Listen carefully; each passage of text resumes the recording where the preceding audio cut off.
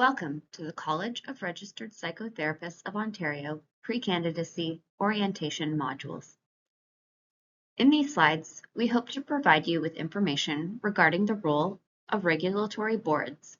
We'll explore the legislation that governs the CRPO, our approach to regulation, the role of council and staff, and the fiduciary duties of council members. Let's get started.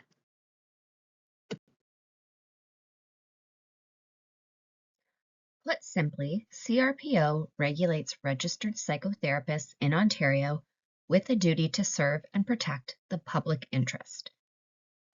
Some ways that the CRPO fulfills this mandate: by maintaining a public register, investigating complaints against registered psychotherapists, setting registration and renewal requirements, and developing professional practice standards.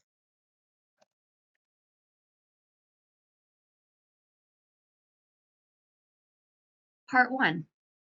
Legislation. First, we'll explore the legislative framework that the CRPO uses to direct its work, demonstrated here in this pyramid hierarchy chart. The Regulated Health Professions Act, or the RHPA, is at the top, which is the common legislative framework for all regulated health professions in the province.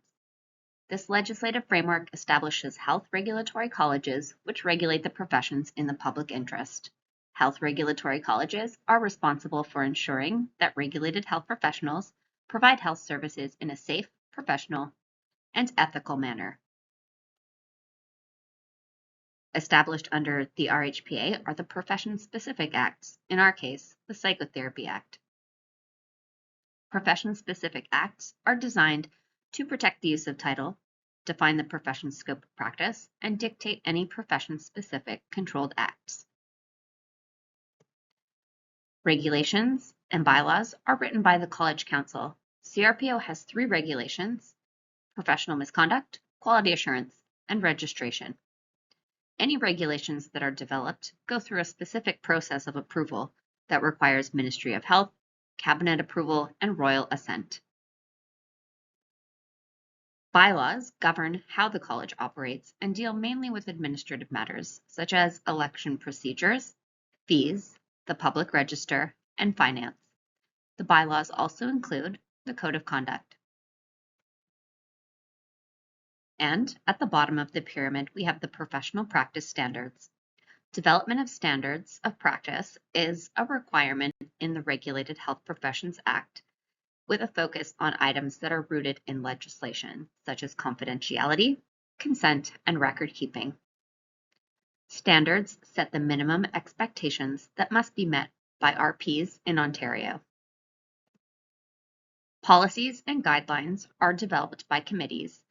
They provide a framework for consistent decision-making and implementation and act as an important tool for council and committees to regulate and protect the public. They often describe in greater detail issues that are set out in regulation, legislation, or bylaws.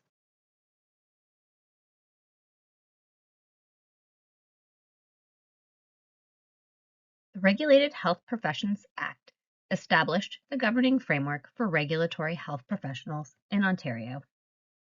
There are currently 26 regulatory health colleges that regulate 30 distinct professions. That's almost 400,000 healthcare professionals.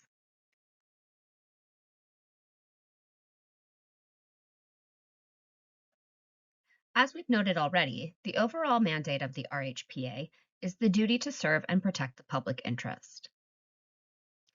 The RHPA is lengthy and detailed and covers several themes, with the major themes highlighted here on this slide.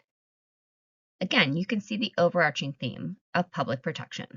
Some major themes of the RHPA include accountable to the public interest, public access, client choice, eradication of sexual abuse, equity, proactive regulation.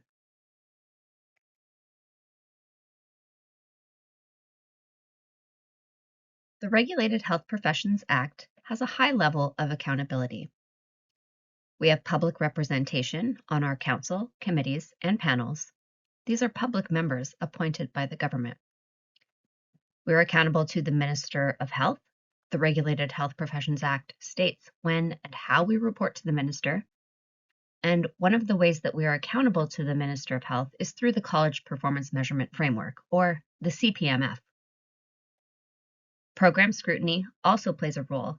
We're required to meet the expectations of the Office of the Fairness Commissioner and report annually on our registration processes to ensure that they are transparent and fair to all applicants. The RHPA is an example of profession-led regulation or self-regulation, which is a common approach to regulation in Canada.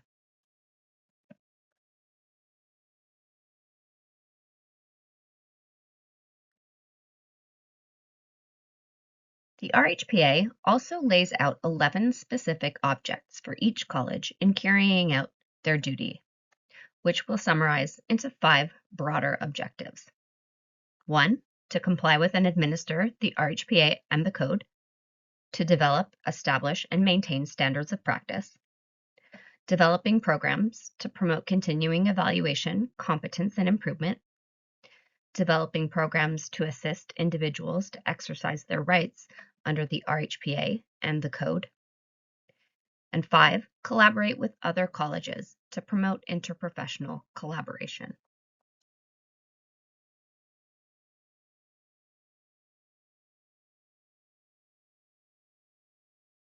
The Health Professions Procedural Code.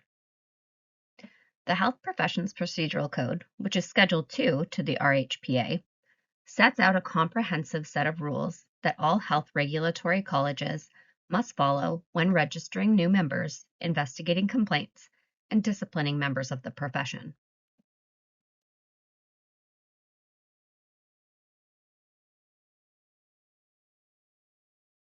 The Psychotherapy Act. The Psychotherapy Act includes provisions such as the use of title, scope of practice, and any controlled acts that the profession is authorized to perform. Controlled acts are particularly high-risk acts that can cause harm if performed by unqualified persons. Other controlled acts include communicating a diagnosis, prescribing drugs, managing labor. There are 14 defined controlled acts, and RPs only have access to the Controlled Act of Psychotherapy.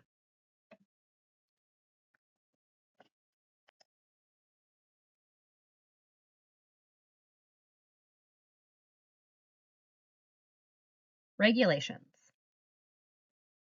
The CRPO has 3 regulations established under the Psychotherapy Act. Regulations can be categorized as restrictive, such as the registration regulation or entry to practice, reactive, such as the professional misconduct regulation, and proactive, such as the quality assurance regulation. The regulation-making process itself is quite lengthy and can take months or years for a regulation to be approved by Cabinet.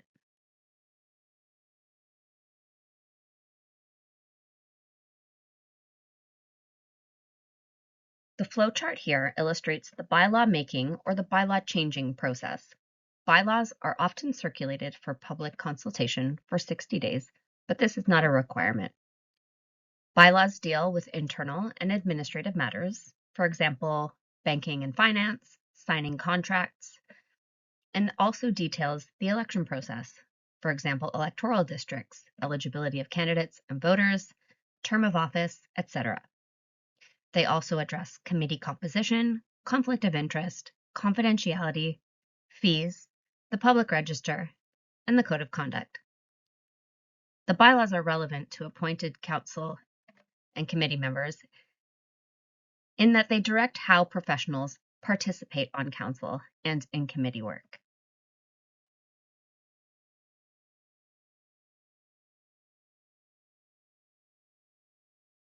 Standards, policies, and guidelines.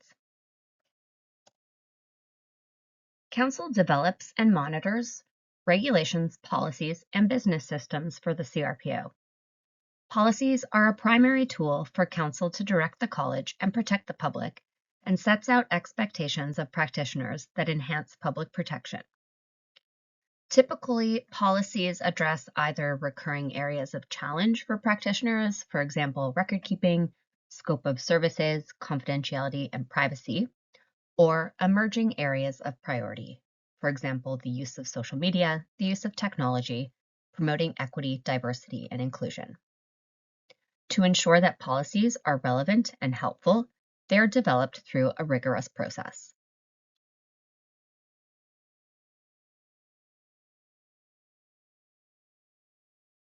Regulating with the right touch. This brings us to how the college regulates. When it comes to the CRPO's approach to regulation, we have adopted the right touch framework, developed by the Professional Standards Authority in the United Kingdom. This approach is not overly prescriptive, supports professionals in using their expert clinical judgment to act in their client's best interest. The goal is to use the appropriate regulatory tool with the understanding that the least amount of regulatory force is the prime objective. Right touch regulation means understanding the problem before jumping to the solution. It makes sure that the level of regulation is proportionate to the level of risk to the public. The role of professional regulation means working in the public interest when it supports professionalism and allows it to flourish.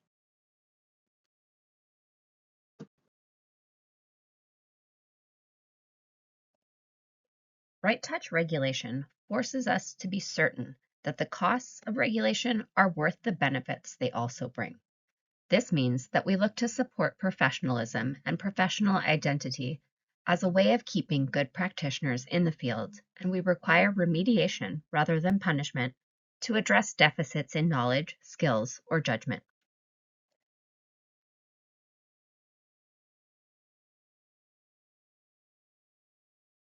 Part 2. Governance Roles. CRPO Council makes decisions that affect how psychotherapists practice and are regulated in the province of Ontario, with a focus on the public interest. We will go into more detail regarding roles, beginning with the registrar and the president. The registrar, partnered with council, ensures that the college's mission, vision, and strategic plan are implemented and ensures that the college's mandate of public protection is being fulfilled.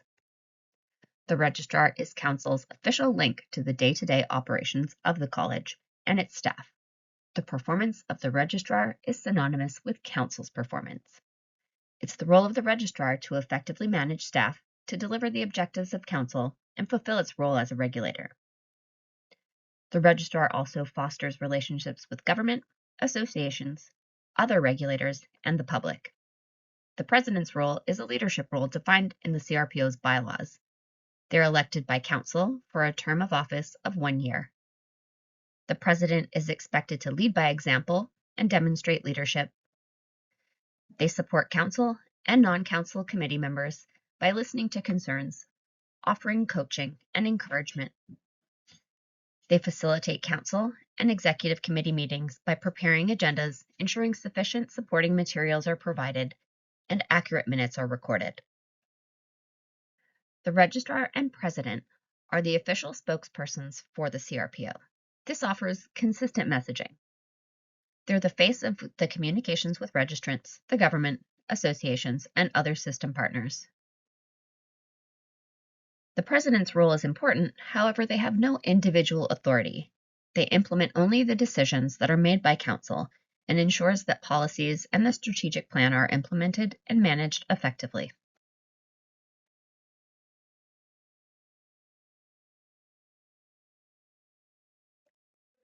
CRPO Council is made up of at least 5 public members who are appointed by government.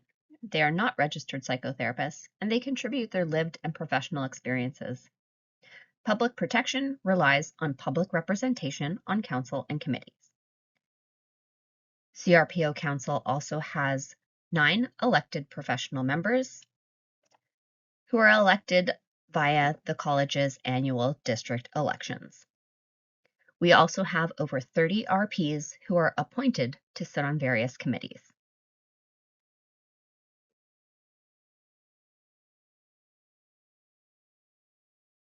Staff and council working together.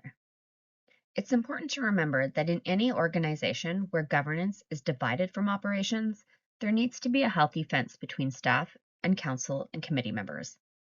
Part of what that means is in order to function well, council members need to steer or set the course for the organization, and staff members need to row or do the work of how to get there. Staff needs to be trusted to do their work effectively based on the big picture vision created by council, and council needs to be supported by staff to do their jobs effectively. Council developed a suite of competency documents that identifies a mix of skills and experience needed for good decision-making in the public interest.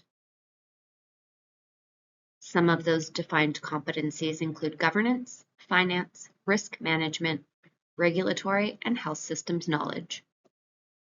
The college uses the completed competency matrices to identify the mix of skills and experience needed for good decision-making in the public interest. Council and committees are supported in developing and enhancing their competence through ongoing education offerings, committee-specific training, and mentoring program.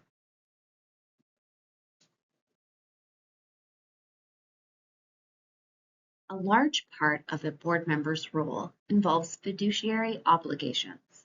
A fiduciary duty is undivided loyalty to the regulator and to its mandate and the mandate of the committee that you sit on. Council members have the duty to act honestly, in good faith, and with a view to the best interests of the council. And with that comes the responsibility to act in the best interests of the college. Part of that fiduciary duty includes appropriately dealing with conflicts of interest as they arise, keeping all documents confidential, and engaging in appropriate conduct as a council and committee member with diligence and respect.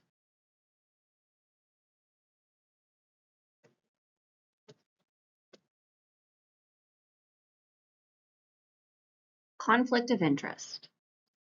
One of the most fundamental fiduciary duties is that council and committee members cannot act when in a conflict of interest. A conflict of interest arises when a council or committee member has a competing consideration that could reasonably affect their ability to make a decision based solely on the public interest mandate of the regulator. Conflicts of interest can take on many forms, from financial, personal, professional, or emotional. It's always best to discuss, disclose, and declare with the appropriate staff person or committee chair.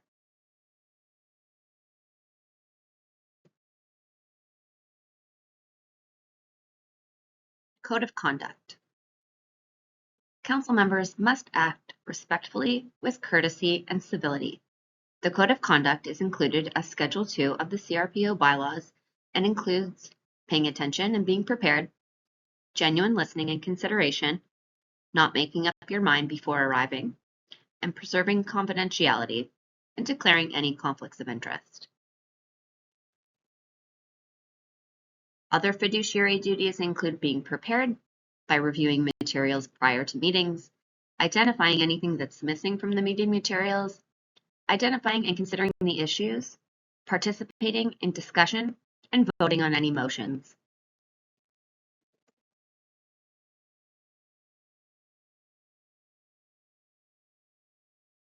Broadly speaking, Council meets 4 to 6 times a year for full-day meetings and education sessions. About half of the Council meetings are held in person at the CRPO office in Toronto, and the other half are held via Zoom. Preparation time associated with Council meetings is also expected. Additionally, Council members are appointed to serve on 2 to 3 committees. Committee meetings, including panels, are held virtually throughout the year, with frequency depending on the committee workload. RPs seeking election should consider the time commitment involved and are encouraged to discuss with their employer.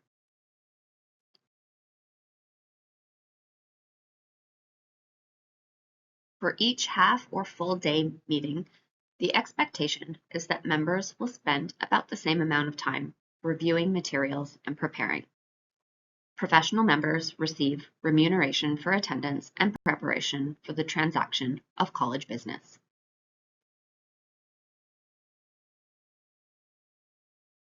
Thank you for completing the CRPO Council pre-candidacy modules. Please ensure that you complete all required sections of the candidate nomination package and submit your nomination to elections@crpo.ca before the deadline.